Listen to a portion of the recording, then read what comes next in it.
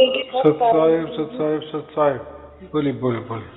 अच्छा ये बोलिए। और गुरुजी ठीक हो? बस बहुत आनंद है। आप?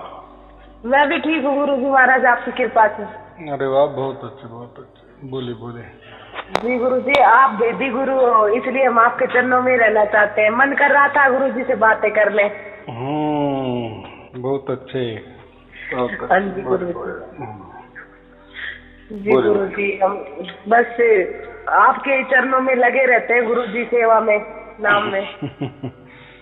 बहुत अच्छे आशीर्वाद, बहुत। सोचा कि गुरुजी का आशीर्वाद ले लें। शुभ आशीर्वाद। चल रहा है क्या? बाकी सारे शब्द सुनाई दे रहा है हाँ जी, अच्छी हाँ तरह जी, से? हाँ हाँ जी बिल्कुल। बहुत अच्छा बहुत अच्छा। एकदम सूक्ष्म हो रहा है ना, सूक्ष्म। हाँ वो धीरे जी धीरे बिल्कुल। सूक्ष्म हो जाता है। हाँ इतना सूक्ष्म हो जाता है, इतना सूक्ष्म हो जाता है कि ऐसा समझो कि बस उसके बाद में कोई सूक्ष्मता नहीं बचती, इतना सूक्ष्म होता जी। है। लेकिन वो हमको ही समझ में आता है। हाँ हाँ एकदम एक रस एक ताल एक सुर में, और एकदम मंद मंद मंद शांत। हाँ जी हाँ जी।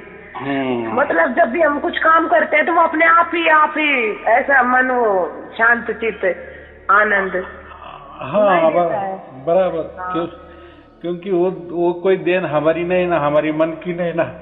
जैसे हाँ कहीं जी हमारे मन में आए, बच गई, मन में गया, रुक गई, ऐसा नहीं ना। वो तो उसकी कृपा से आ रही ना। हाँ जी गुरु जी। ये बात होती है। और हाँ वो हमारे हाथ में थोड़ी है। वो जी तो उल्टे बिल्कुल। हमारे भाग्य से मिली, हमारे पास आई। जी इतनी आदि अनादि अनंत काल से चली हुई इतनी धुन हम सुन रहे हैं, यानी हम उसको कनेक्ट हो गए ना, वो धुन को।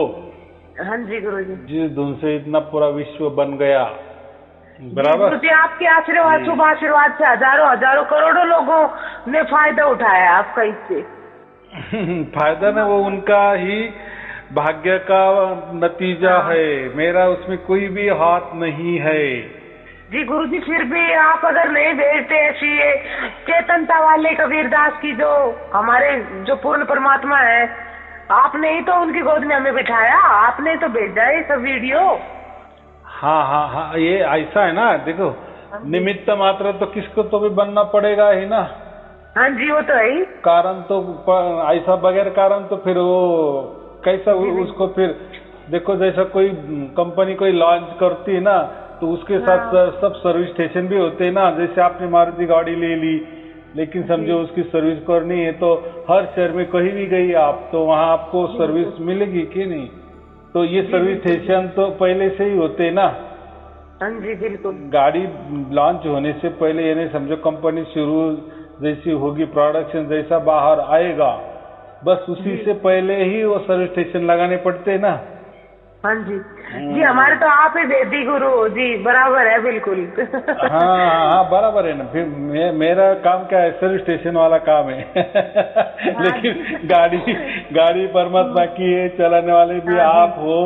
आपका दोनों का संबंध है, ऐसा मैं कह जी, रहा तो हूँ। परमात्मा की इच्छा होती है, उसे ही तो निमित्त बनाते हैं ना गुरु जी।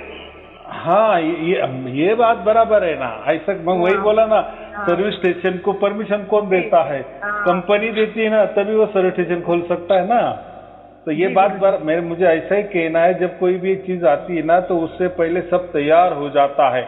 जैसे हाँ कोई जी समझो नया सिटी बनाना है, तो हाँ जी फिर हाँ जी उसमें जैसे मकान बन जाते, बड़े बड़े बिल्डिंग बन जाते, फिर रास्ते भी बनने पड़ते हैं, स्कूल जी भी बनाना पड़ता है, हॉस्पिटल भी बनाना पड़ता है, पुलिस हाँ स्टेशन भी शुरू करना पड़ता है, क्योंकि ये आगे होने वाला है, ये दिक्कतें आने वाली है। तो पहले से ही उसके लिए रखते हैं ना। जी जैसे गार्डन भी होना चाहिए, हाँ लोग रहने आएंगे तो उनको घूमने का भी इंतजाम चाहिए, बड़े बड़े रास्ते चाहिए, बराबर। सब हाँ होटल के। हाँ तो जी ये कैसा होता है? जो करना है तो सभी उसकी प्लानिंग होती है ना। हाँ जी गुरु जी। गुरु हाँ, जी वैसा ही ये सार शब्द जैसा हाँ मिलता है ना, तो उसके हाँ जी बाद में मिलने वाली सेवाएं भी परमात्मा को ये अरेंज करनी पड़ती है ना। ऐसा समझो, ऐसा मैंने वो सेवा में से एक हूँ ऐसा। बोलो बोलो। गुरु जी आप लोग कहोगे हमारी बिटिया पागलों वाली बातें करने लगी। गुरु जी अगर मान लो मैं ये पूछूं कि कोई बात घर में कोई दिक्कत हो या कुछ भी, मान लो बच्चों के बारे में पूछो तो पूछ सकती हूँ? देखो अभी आपने तो पूरे वीडियो देखे ना, उसमें मैंने गर्भवती वाले कोई ये नहीं ना, क्योंकि देखो ये जो वीडियो बनते हैं ना ये डायरेक्ट ऑनलाइन में जाते हैं, सबके लिए जाते हैं, तो घर की परेशानी अगर आपने कह दी मैंने मान ली तो फिर लोग परमात्मा रह जाएगा पीछे और यही शुरू हो जाएगा, ये होता है ना। हम हमारा समझो मेन, मेन हमारा क्या है, सिर्फ और सिर्फ सार शब्द की बात करना, और उसमें हम कहते हैं ना अभी समझो आपका जो भी सवाल है ना कि फिर मेरे तो घर के कोई ये है कोई प्रॉब्लम है, वो भी सवाल होने, तो कैसा है, मैं बहुत सारे वीडियो में भी कहा है पहले आप सार शब्द की प्राप्ति करें, बराबर, फिर आपको फिर मन चाहा सब कुछ होने वाला है और होता ही है, सबका हुआ है तो आपका क्यों नहीं होगा? जैसे हम कैसे कहते पहले भी बताया था बराबर, जैसे हमको नौकरी लग जाती है ना, तो आगे अभी हमको नौकरी लग नहीं गई तो हम बोले कि हमको मकान भी ये करना है, ये वो चाहिए, ये चाहिए, तो मैं इसलिए कह रहा हूँ पहले आप नौकरी प्राप्त करो, सबसे पहली बात, जैसा पैसा आएगा फिर जैसा सूझेगा फिर हो जाएगा, फिर होता ही है ना, एक बार आदमी के हाथ में पैसा आने लगे तो फिर जो भी काम पेंडिंग है वो हो ही जाते हैं ना, तो ऐसी बात है। आपके देखो ये कोई आपका सांसारिक प्रॉब्लम ये कोई बड़ी चीज नहीं है परमात्मा के सामने, वो तो उसकी रेंज तो कन कन में है। हाँ जी बराबर के तो उसको मैं तो यही पूछ रही थी कि आपका जो बड़ा वाला लड़का है ना, वो मतलब बाहर जाता है तो रुकता नहीं, जैसे बॉक्सिंग के लिए भेजते हैं तो उसका मन नहीं लगता, तो इसीलिए पूछ रहे थे। फिर उससे मैंने भी बताया आप वाला ये सार नाम। नहीं देखो तो कैसा है, देखो जो तरुण रक्त होता है ना, ब्लड अपन ये यंग जनरेशन, तो वो कैसा है, वो उसका जैसा प्रारब्ध है ना, उसको उसकी तरह से उसको चलने दो, उसमें कोई डिस्टर्ब नहीं करना, बराबर।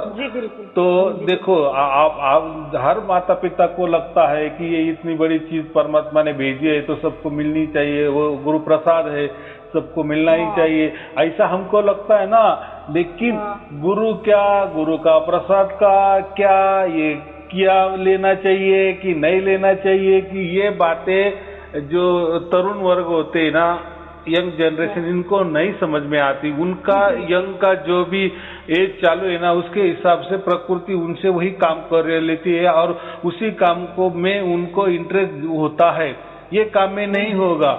यही काम समझो 50 के आगे वाले 40 के आगे वाले लोग करेंगे, क्योंकि उनका सब संसार हुआ होता है, समझो 40 के आगे, तो 40 उम्र तक उन्होंने सब संसार देखा होता है ना, तो और उनको सब समझता है कि बाद में ये निचोड़ पे आ जाते हैं सब लोग कि हमारे हाथ में कुछ नहीं है, कोई तो भी अलग ही शक्ति है कि जो हमें चलाती है, फिर उनका ईश्वर के ऊपर विश्वास बढ़ता है।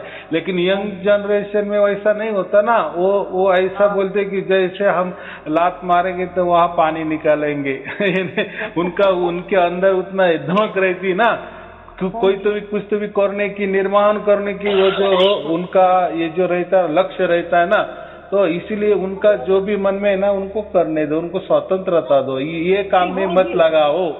जी बिल्कुल। गुरु जी सुनो, हम तो जब से आपके चरण मिले ना हमको, तो जब से हम तो नहीं समझो, हमें तो सब कुछ मिल गया गुरु जी। हम तो बिल्कुल अपने परमात्मा की धुन में ही, बस आपकी कृपा से आपके चरणों में लगे रहते हैं गुरु जी। और ऐसा भी है ना, जैसे अभी आपको प्राप्त हुआ ना, तो ऊपर परमात्मा की कृपा छत्र छाया सबके ऊपर होती है। हम विश्वास नहीं रखते कैसे कि नहीं मुझे लड़के ने भी सुनना चाहिए, लड़की ने भी सुनना चाहिए, इसलिए सुनना, ऐसा नहीं करना। ऐसा होता तो मैं पहले से ही कहता कि ये वीडियो ये करो, सबको शेयर करो, लाइक करो, सब्सक्राइब करो, तो ये वाले वीडियो नहीं है, बराबर। ये कोई प्रवचन वाले नहीं कि लोगों को देना है, ऐसा नहीं है। ये ऐसा समझो कि मैं हमेशा कहता, और मैं पोस्टमैन का काम हूँ मेरा, तो मेरे पास सब चिट्ठियां आई है, बराबर। तो कभी परमात्मा ने वो लिखी है और मेरे पास आई है, मैं चिट्ठियां दे देता हूँ, फिर जिसका उसमें जो एड्रेस है ना उसको ही मिलती है।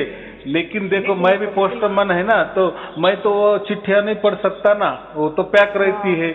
लेकिन जिसको मिलती है तो वो खोल सकता है, बराबर कि नहीं। तो ये ने ऐसा समझो कि ये जो है ना, अब चिट्ठी क्यों आई आपको, तो कब तो भी किसने तो भी लिखी है, बराबर। और मैं जब आपको देता हूँ तो आप उसको खोलती हो और पढ़ती हो, बराबर। इन्हें क्या हुआ, वो आपका भाग्य का है ना।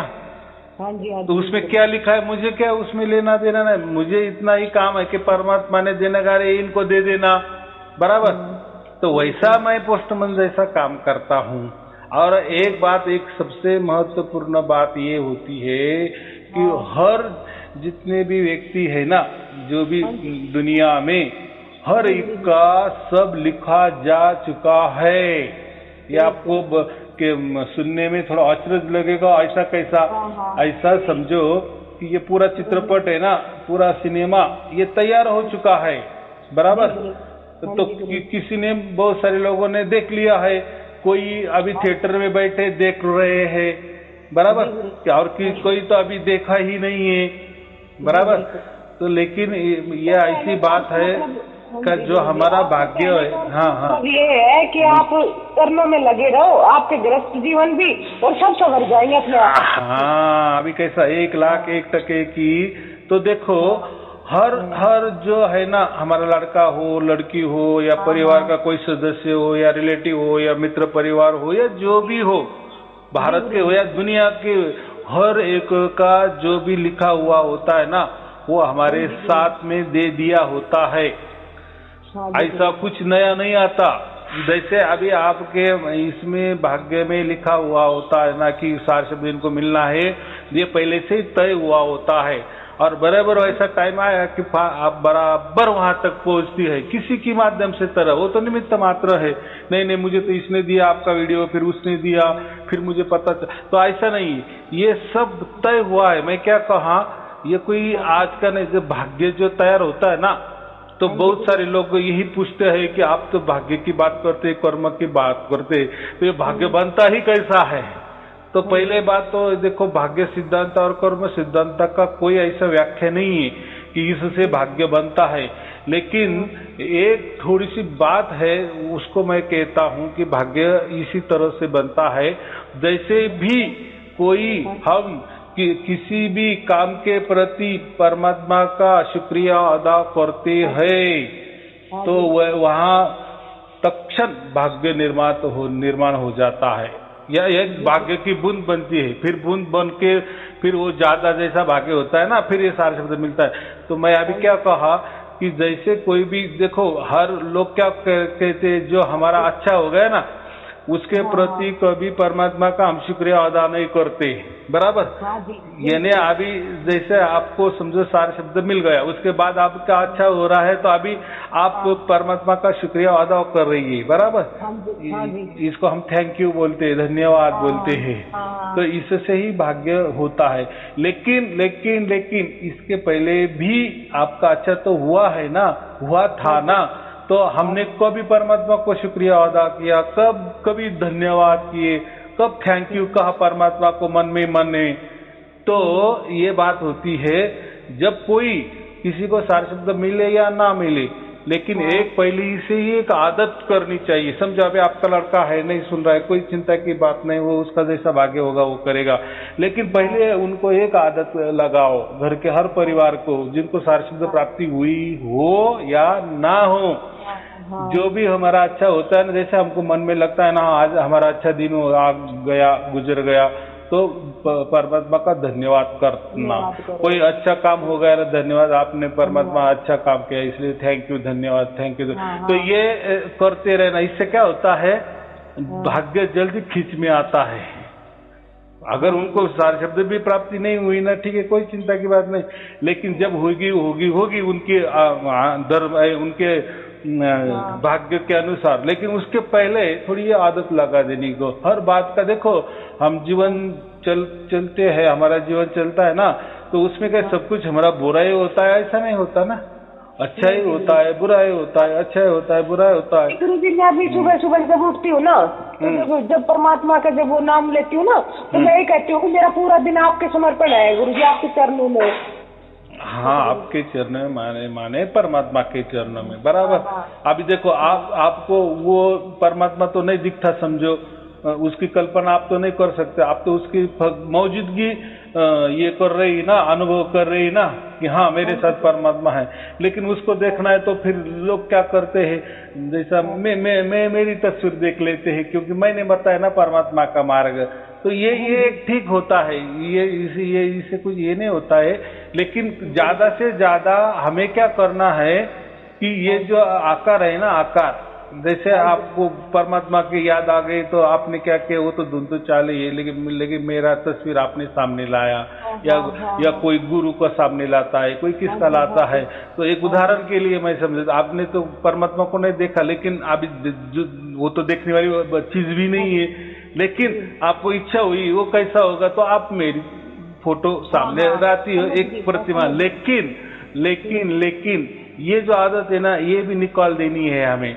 कोई भी आकार लाना ही नहीं। जो हो रहा है ना, देखो आप वो धुन भी सुन रही ना, इसमें कानों का कोई संबंध नहीं है, ये नहीं शरीर का संबंध नहीं है, ये कानों का विषय भी नहीं है। तो आंखों का तो कैसा, आंखों का तो नहीं होगा, बराबर।